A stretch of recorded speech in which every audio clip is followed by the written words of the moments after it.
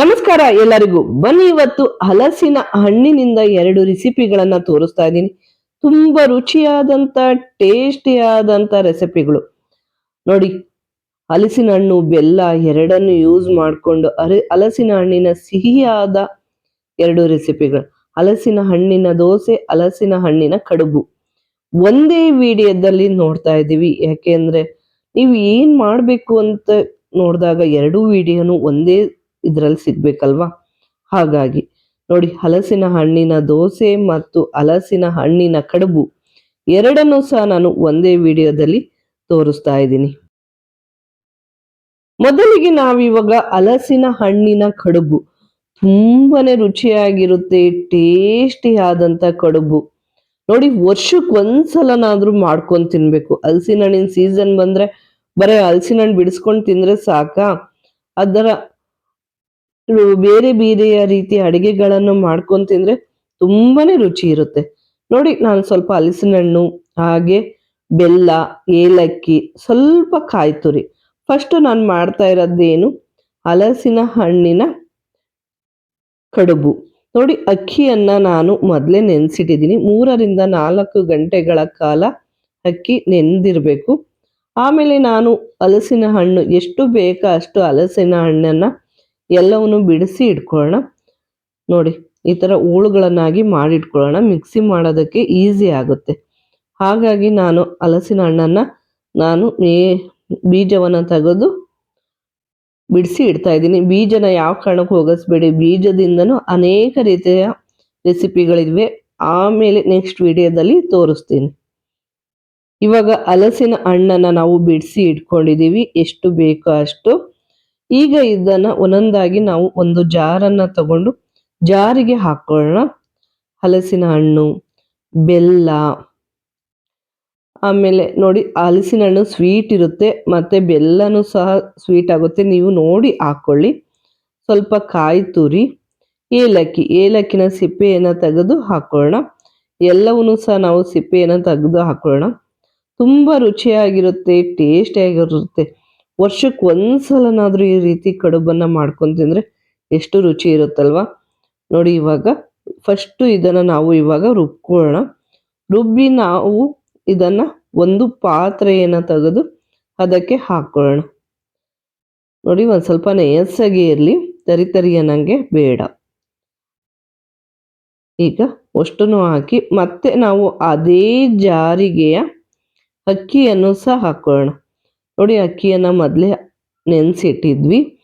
ನಾವು ಎಷ್ಟು ಪ್ರಮಾಣದಲ್ಲಿ ಮಾಡ್ತೀವಿ ಅನ್ನೋದ್ರ ಮೇಲೆ ನಾವು ಅಕ್ಕಿಯನ್ನ ನೆನೆಹಾಕೊಳ್ಳೋಣ. ನಾನು 1 ಕಪ್ಪು ಅಕ್ಕಿಯನ್ನ ನೆನೆ ಹಾಕಿದ್ದೀನಿ. ಏಕೆಂದ್ರೆ 7ರಿಂದ 8 ಹಲಸಿನ ಹಣ್ಣನ್ನ ಮಾತ್ರ ಮಾಡ್ತಾ ಇರೋದ್ರಿಂದ 1 ಕಪ್ಪು ಅಕ್ಕಿಯನ್ನ ಹಾಕಿ, ಅಕ್ಕಿನೂ ಸಹ ನಾವು ನಯಸ್ಸಾಗಿ ರುಬ್ಕೋಬೇಕು. ಇದನ್ನು ಸಹ ಸ್ವಲ್ಪ ನೀರ್ ಹಾಕಿ ನಯಸ್ಸಾಗಿ ರುಬ್ಕೊಳ್ಳೋಣ. ಅದ್ರ ಜೊತೆಗೆ ರುಬ್ಬೋದಿತ್ತು, ಆದ್ರೆ ನಯಸ್ಸಾಗಿ ರುಬ್ಬೋದಿಲ್ಲ, ಎಲ್ಲ ಸಾಫ್ಟ್ ಇರುತ್ತೆ. ಹಾಗಾಗಿ ಇದನ್ನು ಸಹ ಈಗ ಹಾಕಿ ಮಿಕ್ಸ್ ಮಾಡ್ಕೊಳ್ಳೋಣ. ನೋಡಿ, ಎಲ್ಲನೂ ಹಾಕಿ ಈಗ ನಾವು ಮಿಕ್ಸ್ ಮಾಡ್ಕೊಳ್ತಾ ಇದ್ದೀವಿ. ಒಂದು ಸ್ವಲ್ಪ ಪೂರ್ತಿ ಮಿಕ್ಸ್ ಆಗೋವರೆಗೂ ನಾವು ಹೋರಾಡ್ತಾನೆ ಇರಬೇಕು. ನೋಡಿ, ಪೂರ್ತಿ ಮಿಕ್ಸ್ ಮಾಡ್ಕೋಬೇಕು ನಾವು. ಇದಕ್ಕೆ 1 ಚಿಟಿಕೆಯಷ್ಟು ಉಪ್ಪು ಹಾಕಿದ್ರೆ ಇನ್ನೂ ಟೇಸ್ಟ್ ಚೆನ್ನಾಗಿರುತ್ತೆ. ಹಾಗಾಗಿ ನಾನು 1 ಚಿಟಿಕೆಯಷ್ಟು ಉಪ್ಪನ್ನ ಮಾತ್ರ ಇದಕ್ಕೆ ಸೇರಿಸ್ತಾ ಇದ್ದೀನಿ. ನೋಡಿ, ಇವಾಗ ಮಿಕ್ಸ್ ಮಾಡ್ಕೊಂಡಾಗಿದೆ ಪೂರ್ತಿಯಾಗಿ. ನಾವು ನೆಕ್ಸ್ಟು ಬಾಳೆದೆಲೆ, ಇಲ್ಲ ಅಂದ್ರೆ ಅರಿಶಿಣದ ಎಲೆ, 2ರಲ್ಲಿ 1 ಎಲೆನೂ ಸಹ ತಗೋಬಹುದು, ಇಲ್ಲ 2ರಲ್ಲೂ ಸಹ ಮಾಡ್ಬೋದು. ನಾನಿವಾಗ ಬಾಳೆದೆಲೆಯನ್ನ ತಗೊಂಡಿದ್ದೀನಿ. ಇದನ್ನು ಒಂದ್ ಸ್ವಲ್ಪ ಉದ್ದುದ್ದವಾಗಿ ಕಟ್ ಮಾಡಿ ಇಟ್ಕೊಳ್ಳೋಣ. ನೋಡಿ, ಎಷ್ಟು ಅಗಲ ಬೇಕೋ ಅಷ್ಟು ಅಗಲ ನಾವು ಕಟ್ ಮಾಡಿ ಇಟ್ಕೊಳ್ಳೋಣ. ಕಟ್ ಮಾಡಿ ನಾವು ಎಲ್ಲವಕ್ಕೂ ಸ್ವಲ್ಪ ತುಪ್ಪವನ್ನ ಸವರ್ತಾ ಇದೀವಿ. ತುಪ್ಪ ಬೇಕು ಅಂದ್ರೆ ತುಪ್ಪ ಹಾಕೋಬಹುದು, ಇಲ್ಲ ಬೆಣ್ಣೆ ಬೇಕು ಅಂದ್ರೆ ಬೆಣ್ಣೆನಾದ್ರೂ ಹಾಕೋಬಹುದು, ಇಲ್ಲ ಎಣ್ಣೆ ಹಾಕೋಬಹುದು. ಯಾವ್ದು ಹಾಕೊಂಡ್ರು ಚೆನ್ನಾಗಿರುತ್ತೆ. ಎಲೆಯ ಮೇಲೆ ನಾವು ರುಬ್ಬಿರುವಂತ ಮಿಶ್ರಣವನ್ನ ನಾವು ಹಾಕೊಳ್ತಾ ಇದ್ದೀವಿ. ಸ್ವಲ್ಪನೇ ಹಾಕೊಂಡು ಇದನ್ನ ಫೋಲ್ಡ್ ಅನ್ನ ಮಾಡಿ ಇಡೋಣ. ಈ ರೀತಿಯಲ್ಲಿ ಫೋಲ್ಡ್ ಮಾಡಿ ಒಂದೊಂದಾಗಿ ನಾವು ಹಬೆಯಲ್ಲಿ ಬೇಯಿಸ್ಕೋಬೇಕು. ಪಾತ್ರೆಗೆ ನೀರು ಹಾಕಿ ಮೊದಲೇ ಕಾಯೋದಕ್ಕೆ ಇಟ್ಟಿದ್ದೆ. ಒಂದು 5 ನಿಮಿಷ ನೀರು ಕಾದಿರಬೇಕು. ಹಬೆಯಲ್ಲೇ ಬೇಯಿಸ್ಕೊಳ್ಳೋದ್ರಿಂದ ನೀರು ಕಾದ ಮೇಲೆ ಇದಕ್ಕೆ ನಾವು ಜೋಡಿಸಿಟ್ಕೋಬೇಕು. ನೋಡಿ ಯಾವ ಶೇಪಲ್ಲಾದರೂ ನಾವು ಮಾಡ್ಕೋಬೋದು. ಎಷ್ಟು ರುಚಿ ಇರುತ್ತೆ ಗೊತ್ತಾ? ನೋಡಿ ಈಗ ನಾನು ಹಾಗೆ ಫೋಲ್ಡ್ ಮಾಡಿದ್ದೆ. ಈಗ ಕೋನ್ ಥರ ಸಹ ಮಾಡಿಕೊಂಡು ಇದನ್ನು ಸಹ ನಾನು ಬೇಯೋದಕ್ಕೆ ಇಡ್ತಾ ಇದ್ದೀನಿ. ನಿಮಗೆ ಯಾವ ಶೇಪಲ್ಲಿ ಬೇಕಾದರೂ ಸಹ ಇದನ್ನು ಮಾಡ್ಕೋಬೋದು. ಎಲ್ಲವನ್ನೂ ಸಹ ನಾನು ಇವಾಗ ಜೋಡಿಸಿಟ್ಟಿದ್ದೀನಿ. ಇದನ್ನು 15 ನಿಮಿಷದಿಂದ 20 ನಿಮಿಷದ ತನಕ ಬೇಯಿಸ್ಕೊಳ್ಳಿ. ಏಕೆ ಅಂದರೆ ಅಕ್ಕಿ ನಾವು ಮಿಕ್ಸಿ ಮಾಡಿರೋದ್ರಿಂದ ಬೇಗ ಬೇಯೋದಿಲ್ಲ.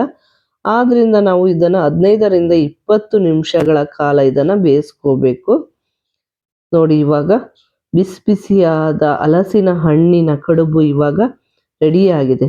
ತುಂಬಾ ಟೇಸ್ಟಿಯಾಗಿರುತ್ತೆ. ತುಂಬ ಬಿಸಿ ಇರುತ್ತೆ, ಬೇಗ ಮುಟ್ಟೋದಕ್ಕಾಗಲ್ಲ. ಸ್ವಲ್ಪ ತಣ್ಣಗಾದ ಮೇಲೆ ಒಂದೊಂದೇ ಆಗಿ ಇದನ್ನು ಪ್ಲೇಟಿಗೆ ಜೋಡಿಸ್ಕೊಳ್ಳೋಣ. ನೋಡಿ ಈಗ ಎಲ್ಲ ಕಡುಬುಗಳು ಸಹ ರೆಡಿಯಾಗಿದೆ. ಇದನ್ನು ನಾವು ತುಪ್ಪ ಹಾಕ್ಕೊಂಡು ತಿಂದರೆ ಎಷ್ಟು ರುಚಿ ಇರುತ್ತೆ ಗೊತ್ತಾ? ತುಂಬಾ ರುಚಿಯಾದಂಥ ಟೇಸ್ಟಿಯಾದಂಥ ಹಲಸಿನ ಹಣ್ಣಿನ ಕಡುಬು ಇವಾಗ ರೆಡಿ. ಇದರ ಮೇಲೆ ನಾವು ಸ್ವಲ್ಪ ತುಪ್ಪ ಹಾಕ್ಕೊಂಡು ತಿಂದರೆ ಇನ್ನೂ ಟೇಸ್ಟಿಯಾಗಿರುತ್ತೆ. ಅಷ್ಟೇ ಮೃದುವಾಗಿಯೂ ಸಹ ಬಂದಿದೆ. ನೋಡಿ ಬೆಲ್ಲ, ಕಾಯಿ ಮತ್ತು ಹಲಸಿನ ಹಣ್ಣು, ಅದ್ರ ಮೇಲೆ ಸ್ವಲ್ಪ ತುಪ್ಪ. ಈಗ ಹಲಸಿನ ಹಣ್ಣಿನ ಕಡುಬಿನ ರೆಸಿಪಿ ಮುಗೀತು. ನೆಕ್ಸ್ಟ್ ಯಾವುದು? ಹಲಸಿನ ಹಣ್ಣಿನ ದೋಸೆ. ಬನ್ನಿ ಇವಾಗ ಹಲಸಿನ ಹಣ್ಣಿನ ದೋಸೆಯನ್ನು ಮಾಡೋಣ. ತುಂಬ ರುಚಿಯಾಗಿರುತ್ತೆ, ಟೇಸ್ಟಿಯಾಗಿರುತ್ತೆ. ವರ್ಷದಲ್ಲಿ ಒಮ್ಮೆ ಆದರೂ ಮಾಡ್ಕೊಂಡು ತಿನ್ನಬೇಕು. ನೋಡಿ ಹಲಸಿನ ಹಣ್ಣಿನ ದೋಸೆ ಮಾಡೋದಕ್ಕೆ ಹಲಸಿನ ಹಣ್ಣು ಸಹ ರೆಡಿಯಾಗಿ ಇಟ್ಕೊಂಡಿದ್ದೀವಿ. ಅದಕ್ಕೆ 1 ಕಪ್ಪು ಕಾಯಿ ತುರಿ, 1 ಕಪ್ ಬೆಲ್ಲ, ಹಾಗೆ ಅಕ್ಕಿನೂ ಸಹ ಮೊದಲೇ ನಾನು 3ರಿಂದ 4 ಗಂಟೆಗಳ ಕಾಲ ನೆನೆಸಿಟ್ಟಿದ್ದೀನಿ. ಹಲಸಿನ ಹಣ್ಣಿನ ದೋಸೆಗೆ ನಾವು ಫಸ್ಟು ಮಿಕ್ಸಿ ಮಾಡ್ಕೊಳ್ಳೋಣ. ಮಿಕ್ಸಿ ಮಾಡ್ಕೊಳ್ಳೋಕ್ಕೆ ಹಲಸಿನ ಹಣ್ಣನ್ನು ಬಿಡಿಸಿ ಹಾಕ್ಕೊಳ್ಳೋಣ. ಬೀಜ ಹಾಕೋದು ಬೇಡ, ಹಾಗೆ ಹಲಸಿನ ಹಣ್ಣನ್ನು ಮಾತ್ರ ಬಿಡಿಸಿ ಹಾಕ್ಕೊಳ್ಳೋಣ. ನಿಮಗೆ ಎಷ್ಟು ಪ್ರಮಾಣದಲ್ಲಿ ಬೇಕು ಅಷ್ಟು ಪ್ರಮಾಣದಲ್ಲಿ ಹಲಸಿನ ಹಣ್ಣನ್ನು ಬಿಡಿಸ್ಕೊಳ್ಳೋಣ. ನೋಡಿ ನಾನು ಒಂದು 5ರಿಂದ 6 ಹಲಸಿನ ಹಣ್ಣು, ಹಾಗೆ 1 ಕಪ್ಪು ಕಾಯಿ ತುರಿ, 1 ಕಪ್ ಬೆಲ್ಲ. ಹಲಸಿನ ಹಣ್ಣು ತುಂಬ ಸ್ವೀಟ್ ಇರುತ್ತೆ. ನಿಮಗೆ ಸ್ವೀಟ್ ಜಾಸ್ತಿ ಬೇಕು ಅನ್ನೋರು ಸ್ವಲ್ಪ ಬೆಲ್ಲವನ್ನು ಜಾಸ್ತಿ ಹಾಕ್ಕೊಳ್ಳಿ. ಒಂದು ಅರ್ಧ ಸ್ಪೂನಷ್ಟು ಉಪ್ಪು. ಇಷ್ಟನ್ನು ಹಾಕಿ ಈಗ ಫಸ್ಟು ನಾವು ಇದನ್ನು ನಯಸ್ಸಾಗಿ ರುಬ್ಕೊಳ್ಳೋಣ. ನೋಡಿ ಈಗ ನಯಸ್ಸಾಗಿ ರುಬ್ಬಿದ ಮೇಲೆ ನಾವು ಒಂದು ಪಾತ್ರೆಗೆ ತೆಗಿತಾ ಇದ್ದೀವಿ. ನೋಡಿ ಇದಕ್ಕೆ ನೀರು ಹಾಕೋದು ಬೇಡ, ಏನು ಬೇಡ, ಹಾಗೆ ರುಬ್ಬಬೇಕು. ನೋಡಿ ಈಗ ರುಬ್ಬಿ ಎಲ್ಲನೂ ತೆಗ್ದಾಗಿದೆ. ನೆಕ್ಸ್ಟ್ ಇದೇ ಜಾರಿಗೆ ನಾವು ನೆನೆಸಿಟ್ಟಿರುವಂಥ ಅಕ್ಕಿಯನ್ನು ಸಹ ಹಾಕ್ಕೊಳ್ತಾ ಇದ್ದೀನಿ. ಅಕ್ಕಿಯನ್ನು ಹಾಕಿ ಇದನ್ನು ಸಹ ನಾವು ದೋಸೆ ಹಿಟ್ಟಿನ ಅದಕ್ಕೆ ನಾವು ಹೇಗೆ ಅಕ್ಕಿಯನ್ನು ರುಬ್ತೀವೋ ಅದೇ ರೀತಿಯಲ್ಲಿ ಇದನ್ನು ಸಹ ನಯಸ್ಸಾಗಿ ಇದನ್ನು ಸಹ ನಾವು ರುಬ್ಕೊಳ್ಳೋಣ. ಇದಕ್ಕೆ ಸ್ವಲ್ಪ ನೀರನ್ನು ಹಾಕ್ಕೊಳ್ಳೋಣ. ಹಲಸಿನ ಹಣ್ಣು, ಕಾಯಿ ತುರಿ, ಬೆಲ್ಲ ಇದಕ್ಕೆ ನೀರು ಹಾಕದೆ ಹಾಗೆ ರುಬ್ಬಬೇಕು. ಈಗ ರುಬ್ಬಿ ಆಗಿದೆ, ನಯಸ್ಸಾಗಿ ರುಬ್ಬಾಗಿದೆ. ಇದನ್ನು ಸಹ ನಾನು ಅದೇ ಪಾತ್ರೆಗೆ ಹಾಕ್ಕೊಳ್ತಾ ಇದ್ದೀನಿ. ಹಾಕಿ ಇದನ್ನು ಚೆನ್ನಾಗಿ ಮಿಕ್ಸ್ ಮಾಡ್ಕೋಬೇಕು. ನೋಡಿ ಪೂರ್ತಿಯಾಗಿ ಇದನ್ನು ಮಿಕ್ಸ್ ಮಾಡಿ ಇದನ್ನು ಒಂದು 10 ನಿಮಿಷ ನೆನೆಯೋದಕ್ಕೆ ಬಿಡೋಣ. ಜಾಸ್ತಿ ಏನು ಬೇಡ, ಇದು ನೆನೆಯೋ ಅವಶ್ಯಕತೆ ಇರೋದಿಲ್ಲ. ರುಬ್ಬಿದ ತಕ್ಷಣವೇ ಮಾಡ್ಬೋದು. ಆದರೆ ಇದಕ್ಕೊಂದು ಚಟ್ನಿ ಬೇಕಲ್ವಾ? ಬರೀ ದೋಸೆ ತಿಂದರೆ ಆಗುತ್ತಾ? ದೋಸೆಗೆ ಒಂದು ಚಟ್ನಿ ಇರಲೇಬೇಕು. ಬನ್ನಿ ಇವಾಗ ಸಿಂಪಲ್ಲಾಗಿ ಒಂದು ಚಟ್ನಿಯನ್ನು ಮಾಡೋಣ. ಶೇಂಗಾ ಚಟ್ನಿ. ಬನ್ನಿ ಫಸ್ಟು ನಾನು ಶೇಂಗಾವನ್ನು ಹುರ್ಕೋಬೇಕು. ಒಂದು ಬಾಣಲಿ ಕಾದ ಮೇಲೆ ಅದಕ್ಕೆ ನಾನು ಶೇಂಗಾವನ್ನು ಹಾಕ್ತಾ ಇದ್ದೀನಿ. ಸ್ವಲ್ಪ ಗರಿ ಅನ್ನೋವರೆಗೂ ಶೇಂಗಾವನ್ನು ಹುರ್ಕೊಳ್ಳೋಣ. ಅದಕ್ಕೆ ಖಾರಕ್ಕೆ ಎಷ್ಟು ಬೇಕೋ ಅಷ್ಟು ಒಣಮೆಣಸಿಕಾಯಿ ಮತ್ತು ಶೇಂಗಾ ಗರಿ ಆಗೋವರೆಗೂ ಇದನ್ನು ಹುರ್ಕೊಳ್ಳೋಣ. ಆಮೇಲೆ ತಣ್ಣಗಾಗಕ್ಕೆ ಬಿಡೋಣ. ತಣ್ಣಗಾದ ಮೇಲೆ ಇದಕ್ಕೆ ಒಂದು ಜಾರನ್ನು ತಗೊಂಡು ಜಾರಿಗೆ ಸ್ವಲ್ಪ ಕಾಯಿ, ಹಾಗೆ ಇದಕ್ಕೆ ಹುರಿದಂಥ ಒಣಮೆಣಸಿಕಾಯಿ ಮತ್ತು ಶೇಂಗಾ, ಬೆಳ್ಳುಳ್ಳಿ, ಸ್ವಲ್ಪ ಹುಣಸೆಹಣ್ಣು, ನೆನೆಸಿರುವಂಥ ಹುಣಸೆಹಣ್ಣು, ರುಚಿಗೆ ತಕ್ಕಷ್ಟು ಉಪ್ಪು, ಸ್ವಲ್ಪ ಕೊತ್ತಂಬರಿ ಸೊಪ್ಪು, ಇಷ್ಟನ್ನು ಹಾಕಿ ಸ್ವಲ್ಪ ನೀರು ಹಾಕಿ ಇದನ್ನು ರುಬ್ಕೊಳ್ಳೋಣ.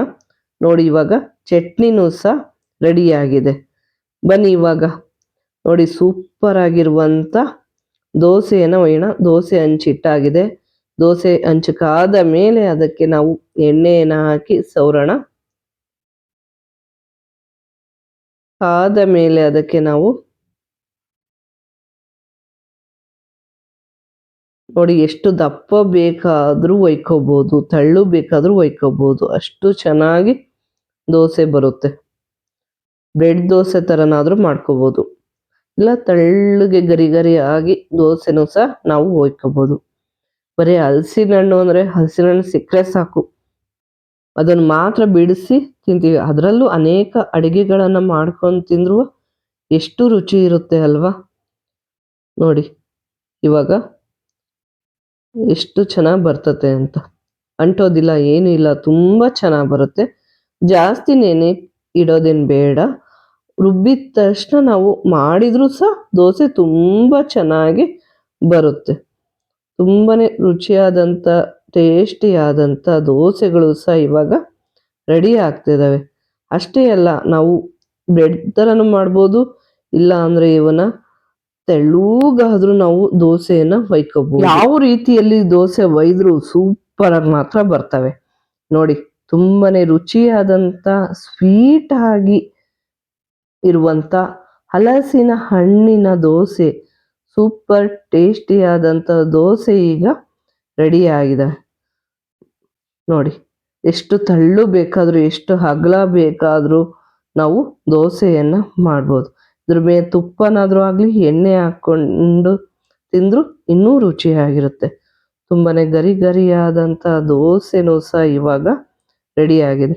ಹಾಗೆ ನಮ್ಮ ಚಾನಲನ್ನು ಯಾರು ಸಬ್ಸ್ಕ್ರೈಬ್ ಮಾಡಿಲ್ಲೋ ಸಬ್ಸ್ಕ್ರೈಬ್ ಮಾಡಿ, ಇಷ್ಟವಾದರೆ ಒಂದು ಲೈಕ್ ಕೊಡಿ, ಕಮೆಂಟ್ ಮಾಡಿ, ಹಾಗೆ ಶೇರ್ ಮಾಡಿ. ತುಂಬಾ ರುಚಿಕರವಾದಂಥ ಟೇಸ್ಟಿ ಆದಂಥ ಹಲಸಿನ ಹಣ್ಣಿನಿಂದ ಮಾಡಿರುವಂಥ ಗರಿ ಗರಿಯಾದಂಥ ದೋಸೆಗಳು ಸಹ ಈಗ ರೆಡಿಯಾಗಿವೆ. ಬನ್ನಿ, ದೋಸೆನೂ ರೆಡಿಯಾದವು, ಹಾಗೆ ಚಟ್ನಿನೂ ರೆಡಿ ಆಯಿತು, ಕಡುಬು ಸಹ ರೆಡಿಯಾಗಿದೆ. ಹಲಸಿನ ಹಣ್ಣಿನ ದೋಸೆ ಮತ್ತು ಚಟ್ನಿನೂ ರೆಡಿ. Thank you, bye.